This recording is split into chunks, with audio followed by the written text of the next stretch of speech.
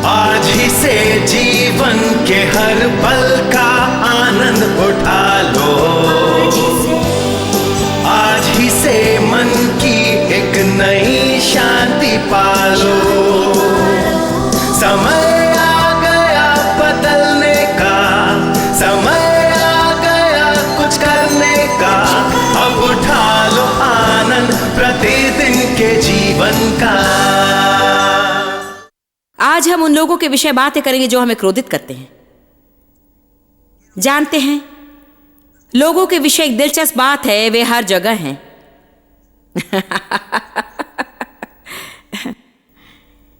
ऐसा लगता है कि आप उनसे दूर नहीं जा सकते हैं। हम नहीं जानते उनके साथ कैसे रहें और कई बिना उनके बिना कैसे रहें। वे बदलते नहीं हैं, इसलिए वे हमें परेशान करते हैं। हम चाहते कि वे वही करे जो हम चाहते हैं और वही काम करे जो हम चाहते हैं, और वे बस उसे नहीं करते हैं। क्या आज यहां ऐसा कोई है जो अपने जीवन में चाहता है कि वे सचमुच बदल जाएं?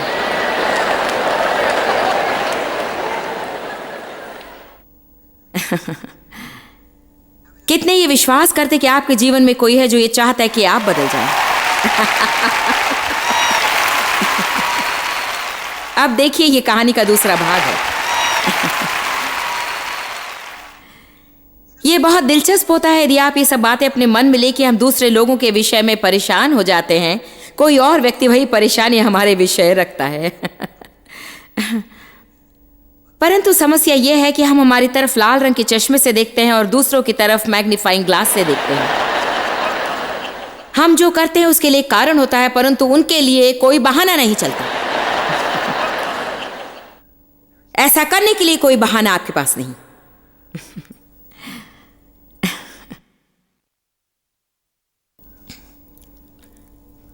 रोमियो 12:16 हमें लोगों के साथ में उत्तम होने के लिए बताता है। मैं चाहती हूं कि आप उसे देखें। यह करना कठिन है, परंतु मैं आपको बताऊं, यदि आप शांतिपूर्ण संबंध रखना चाहते हैं तो आपको रोमियो 12:16 सीखना है। और यदि आप रोमियो 12:16 नहीं सीखे, और मैं नहीं कह रही कि उसे पढ़ें, उसे सीखना है। एक फर्क होता है उसे पढ़ने में और आमीन कहने में, और उसे आपके जीवन में कार्यशील करने में। हम उसे बस पढ़ते हैं, उसके कारण हम कुछ नहीं जानते। जब हम उसे करते हैं, केवल तब ही हम उसे जानते हैं। हम हमेशा चाहते हैं कि बाकी सब उसे स्वीकार करें और मेरे साथ मिल जाएं। और फिर मैंने ये वचन पाया, आपस में एक सा मन रखो, कठिन ना हो, अभिमानी, ऊंचे विचार वाले, अलग रहने वाले ना हो। मतलब अपने घमंड की आत्मा छोड़ दो, परंतु तैयार होकर जल्दी से दीन लोगों के साथ में संगति रखो। अपने आप को उनके साथ रखो। अपनी दृष्टि में बुद्धिमान ना हो। इसलिए बाइबल में बताती है कि इसके बजाय कि हम कोशिश करें कि सब हमारे साथ मिल जाएं, हमें यह सीखना है कि पवित्र आत्मा की सामर्थ में हम अपने आप को कैसे दूसरे लोगों के साथ जोड़ दे। इसीलिए पौलुस ने कहा, यहूदियों के लिए मैं यहूदी हूं, यूनानी के लिए मैं यूनानी, व्यवस्था के अधीनों के लिए मैं व्यवस्था के अधीन बना, व्यवस्थाहीनों के लिए मैं व्यवस्थाहीन बना, बंधुओं के लिए मैं बंधुआ बना, स्वतंत्र लोगों के लिए मैं स्वतंत्र बना। पौलुस ने बनाया था, और मैं सोचती हूँ कि बनाया ये मुख्य शब्द है, क्योंकि मैं नहीं सोचती हूँ कि हम एक सुबह उठकर हम उद्धार पाए हैं इसीलिए इसे कर पाएंगे। मैं सोचती हूँ कि आपको इसे अपने जीवन में बनाना होगा। उनके पास ये अद्भुत योग्यता थी कि यदि वो परमेश्वर के राज्य के लिए सबसे उत्तम होगा तो वो दूसरे जो चाहेंगे वो बन जाता था।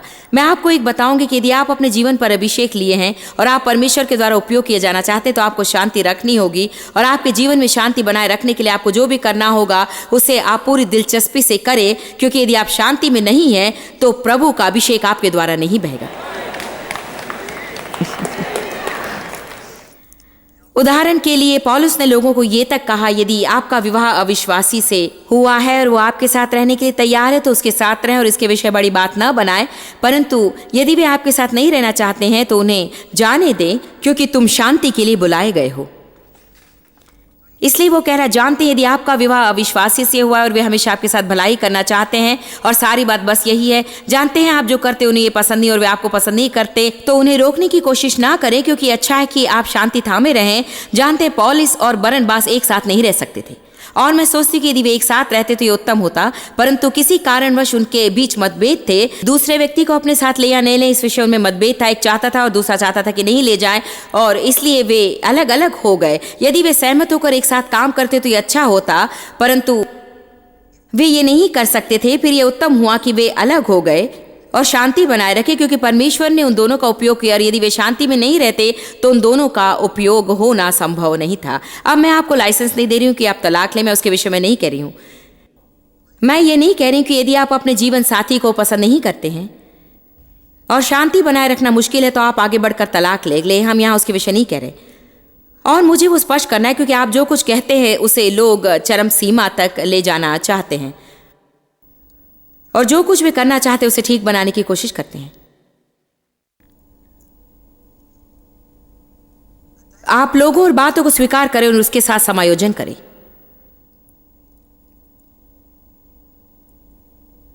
वचन 17 कहता है, बुराई के बदले बुराई ना करो, जो सच है उसके विषय सोचो।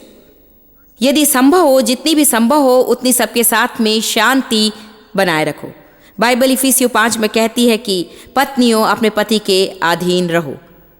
आप कुछ महिलाओं से अधिक उत्तम रीति से मैंने कभी भी उस वचन की ओर ध्यान नहीं दिया, परंतु आप जानते हैं हम सब अपने तरीके से करना चाहते हैं। मैंने आपसे कहा ये सारी बातें जो आपको क्रोधित कर देती हैं वे सब नियंत्रण की बातें हैं। हम लोगों पर नियंत्रण करना चाहते हैं, बस एक ही समस्या ये है कि वे भी हम पर नियंत्रण चाहते हैं।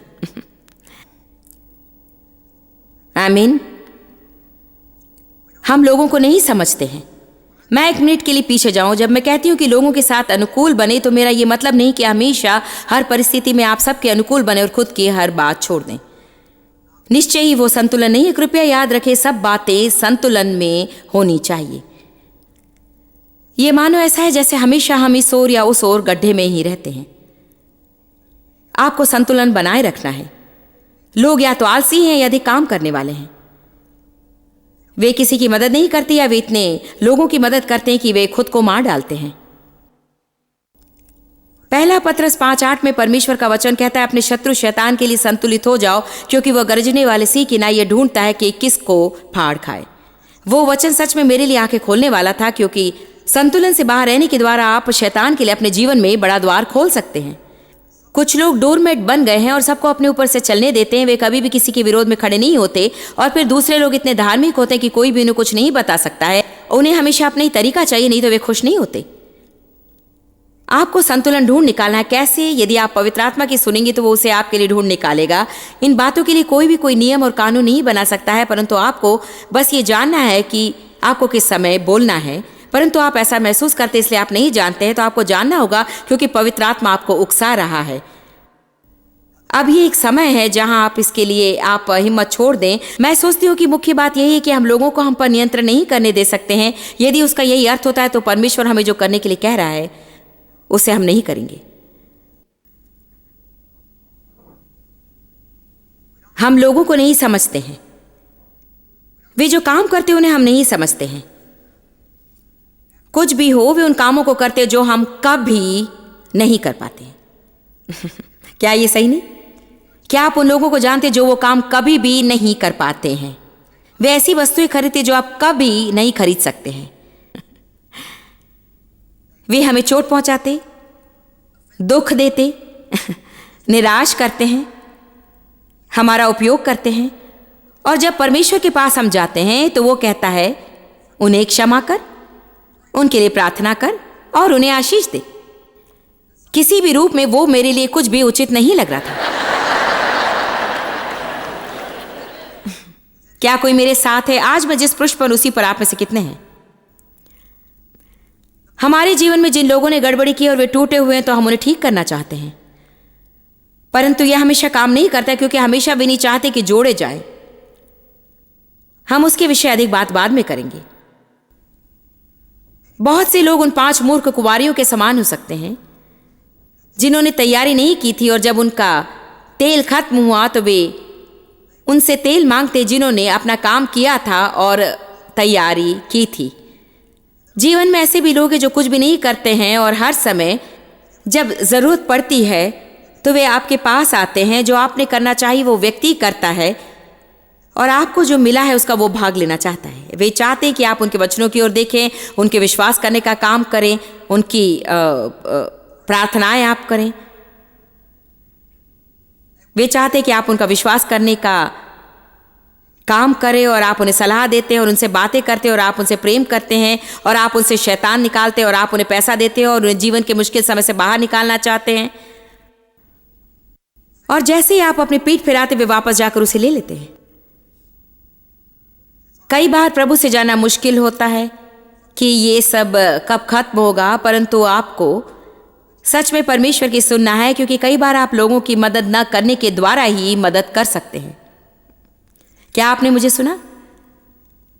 मैं सोचती हूँ कि कई बार मसीही लोगों के लिए आसान होता है कि बस मदद करते रहें और दयालु हों और देते रहें, क्योंकि ऐसा करने से हमें सुरक्षा महसूस होती है और जानते हैं ये मानो हाँ ये एक अच्छी बात है, इसलिए जब तक मैं इसे कर रही हूँ तब तक परमेश्वर के साथ मैं सही हूँ। परंतु कई बार हमें इस सत्य को जानना है कि यदि हम हमेशा उनकी मदद करते हैं तो परमेश्वर उनके जीवन में जो काम कर रहा है उसमें हम रुकावट डाल रहे हैं। मेरी कल्पना है कि आज यहाँ कुछ लोग हैं जिनके लिए आंखें खोल देने वाला होगा और शायद आपको बस इसकी ही शाश्वती चाहिए थी। यदि आपके जीवन में ऐसा कोई है जो किसी तरह से किसी आदत पर आधारित है, आप नहीं चाहते कि साथ में आधारित हो, जिसका अर्थ होता है कि वे दुखी होते हैं और आप उन्हें आपको दुखी करने देते हैं। वे हमेशा गड्ढे में होते हैं और आप भी खुद को उनके साथ गड्ढे में जाने देते हैं। मैं चाहती हूं कि आप मत्ती 25 देखें। हम नहीं चाहते कि उसे भूल जाएं कि यीशु ने पतरस के सामने कहा था, पीछे चला जा शैतान, तू मेरे मार्ग में है, तू मेरे लिए रुकावट, एक लड़खड़ा देने वाला पत्थर है और मैं उसके साथ नहीं रहूंगा। आमीन।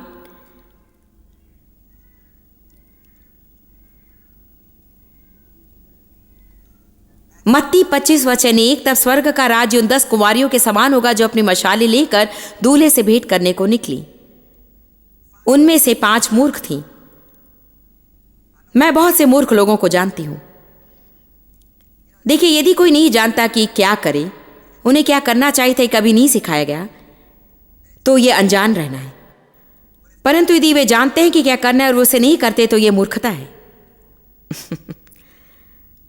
मैं कुछ मूर्ख लोगों को जानती हूं,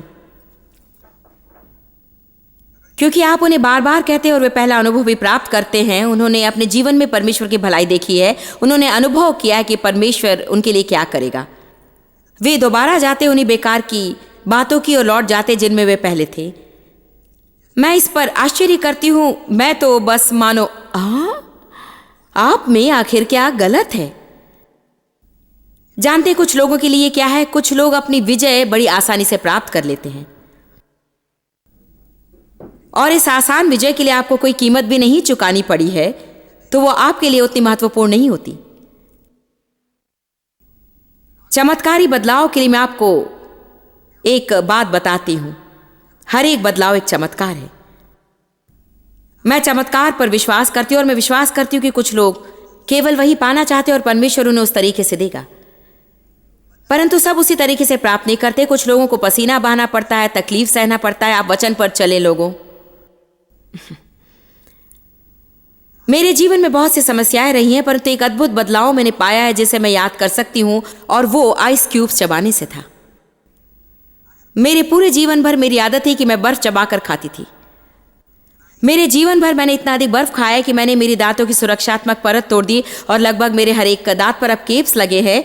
मैं अपनी किशोर अवस्था में बहुत ही मोटी थी और मैं बर्फ चबाया करती थी क्योंकि वो मुझे खाते रहने से बचाता था, परंतु उसने मेरे दांत खराब कर दिए। मैं वैसा करने की आदत में चली गई और मैं उसे रोक न सकी। मतलब बुरी सर्दियों में भी मैंने बर्फ खाया और जानते हैं बहुत ठंड होने पर मुझे बर्फ चाहिए था। देव, याद है जब मैं बहुत ही बर्फ खाती थी? मेरे कुछ बच्चे भी बर्फ खाने की आदत में फंस गए। मैं नहीं सोचती कि आपने कभी ऐसा किया, परंतु उनमें से कुछ ने बर्फ चबाया है, क्योंकि मैं हमेशा वैसा करती थी।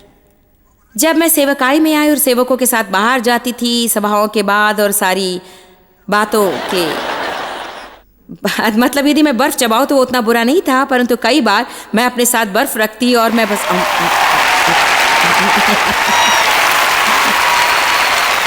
जानते हैं, मैंने बस कहा परमेश्वर इसमें तुझे मेरी मदद करनी होगी। मैं जानती हूं कि यह हास्यास्पद है, और 2 हफ्ते बाद मैंने केवल वही कहा था और 2 हफ्तों बाद मैंने ये जाना कि उसके बाद से मैंने बर्फ नहीं चबाया था। और मैंने सोचा चमत्कारी तरह से बदलाव पाना ऐसा ही है। मुझे खुशी है कि मैंने एक अनुभव पाया, नहीं तो मैं उसे कभी नहीं जान पाती।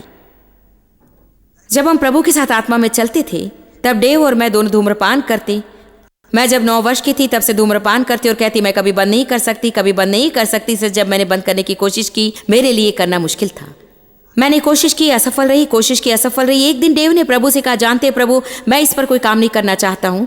यदि तो नहीं चाहता कि मैं धूम्रपान करूँ तो उसकी इच्छाएं दूर कर दे। दूसरे दिन उठने के बाद उन्होंने कभी धूम्रपान ही नहीं किया। क्या आप उन्हें थप्पड़ मारने की इच्छा नहीं रखते जिन्हें बड़ी आसानी से सब कुछ मिल जाता है और आप मानो बस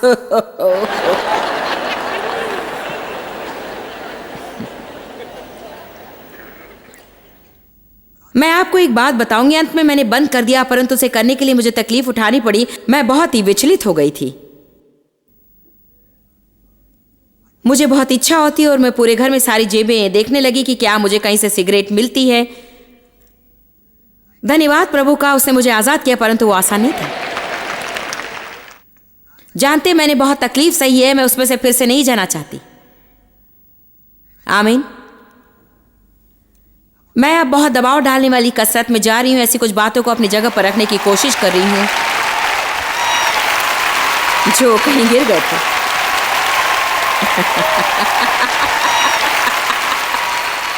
जानते ही एक जगह है और किसी सुबह उठते ही है और वो किसी और जगह पर होता है।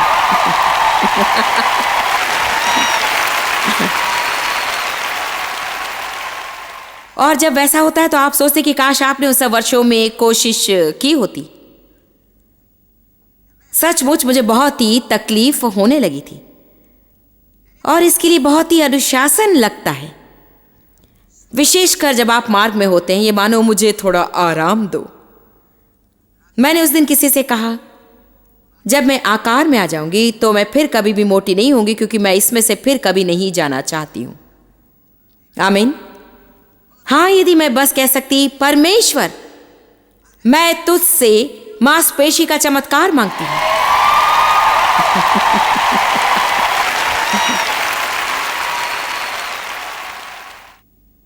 तो क्या आप जानते हैं, मैं शायद खुद की अधिक देखभाल करने के विषय फिर से नहीं सोचती, क्योंकि मैंने उसे आसानी से प्राप्त किया होता और ये मेरे लिए कोई अर्थ नहीं रखता। जब आप इसे आसानी से प्राप्त नहीं करते और जब आप उसकी कीमत चुकाते हैं तो ये आपके लिए बहुत अर्थ रखता है। ये मानो ऐसा है कि माता पिता बच्चे के लिए जो खरीद कर लाते वो बच्चा उन वस्तुओं की देखभाल नहीं करता, परंतु जब वे खुद खरीदते हैं। आमीन।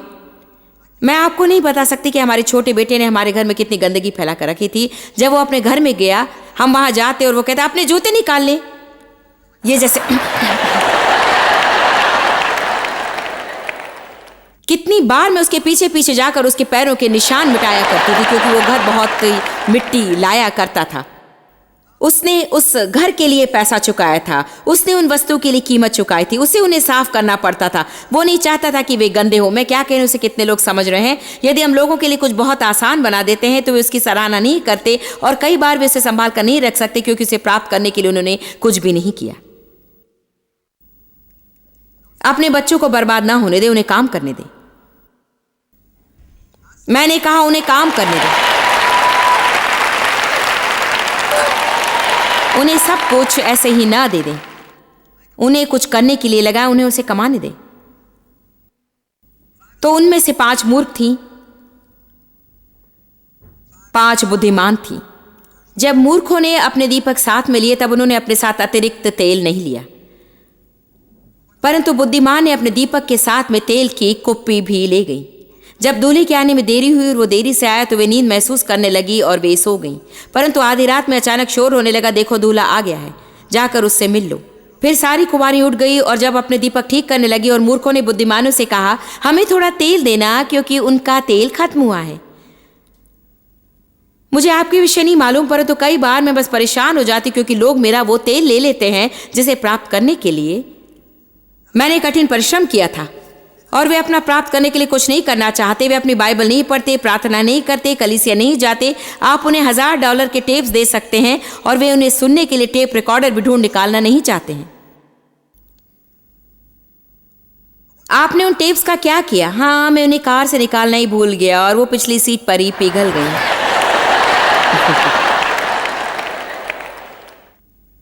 यदि परमेश्वर यही बात मेरे सामने आज ला रहा है, आप में से बहुत से लोग खुद की स्थिति बहुत ही बिगाड़ रहे हैं। उन लोगों को सुधारने की कोशिश कर रहे हैं जो सुधरना ही नहीं चाहते।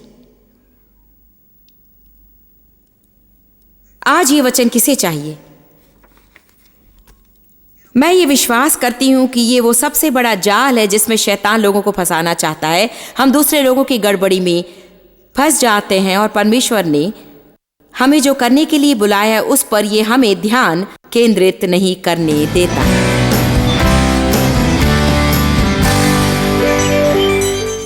यीशु ने हमें धार्मिक होने के लिए नहीं बुलाया है। उसने हमें उसके द्वारा पिता के साथ करीबी संबंध में प्रवेश करने के लिए बुलाया है।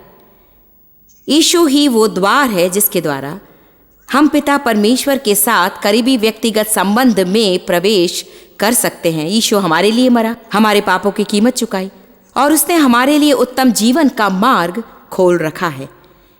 यदि आपने अपना जीवन प्रभु को समर्पित नहीं किया है और उसे न्योता नहीं दिया है कि आपके पापों को क्षमा करे और आकर आप में वास करे, तो आज उसे करने के लिए मैं आपको आमंत्रित करती हूँ। शायद आपने इसके विषय सोचा होगा और फिर आपने सोचा, हाँ, मुझे नहीं मालूम कि क्या मैं ये सब आनंद की बातों को छोड़ सकूंगा या नहीं। आज जानते हैं, जब तक आप यीशु को सच में ना जान लें तब तक आप सच्चे आनंद को भी नहीं जान सकते।